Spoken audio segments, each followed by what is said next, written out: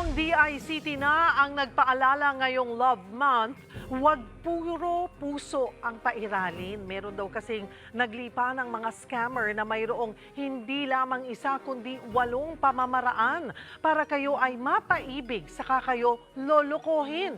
Para bigyan ng mukhang balita, Mobile Journal, Francis Orso.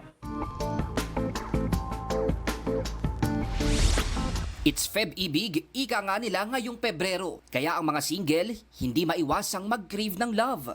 Sa modernong panahon, isang click lang, pwede ka nang makahanap ng makakadate online. Pero ingat sa pakikipagkilala sa mga strangers, sabi ng Cybercrime Investigation and Coordinating Center ng DICT. Baka kasi ang makamatch mo, scammer na pala. Scam is always is very prevalent and continue to increase. A lot of Filipinos are still being victimized, particularly now in Valentine's. That's why we're tackling love scam. Ginawa ang babala dahil mula Desyembre ng nakaraang taon, aabot na sa mahigit 15,000 ang mga nabiktima ng iba't ibang scams. Marami dyan, love scam. Heto ang mga red flag na dapat unang masense mo pa lang, takbo na.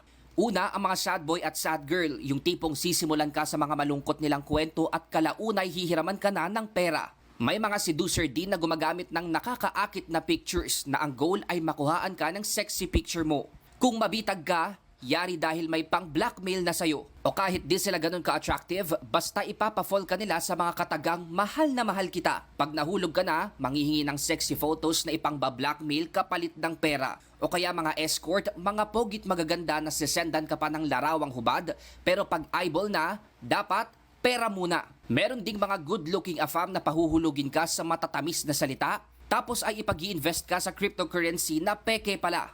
At heto pa, mga sundalo raw sa ibang bansa. Sasabihin nilang naghahanap sila ng lifelong partner sa kahihingan ka ng monetary assistance. Nariyan din ang slow burn, paiibigin ka ng sobra pero never kang imi-meet up, basta hingi lang sila ng hingi ng pera. At panghuli, ang mga predator o mga matured men na target ang mga kabataan. Sila naman yung nagbibigay ng pera sa'yo kapalit ng iyong malalaswang larawan. Pag ganyan ang na-encounter, please naman, unmatch na agad. Sa ating mga kababayan, paunang sigaw na mag-ingat sa inyong puso. Huwag padalos-dalos, may love scam. Pakinggan natin mabuti kung anong sinasabi ng puso, pero pairalin natin ng utak kung ito ay scam o hindi.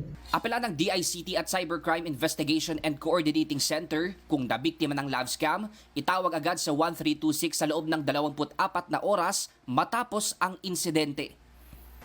Walang mali sa paghahanap ng partner online, pero huwag lang po puso ang pairalin. Gamitin din ang matalinong pag-iisip to protect your heart.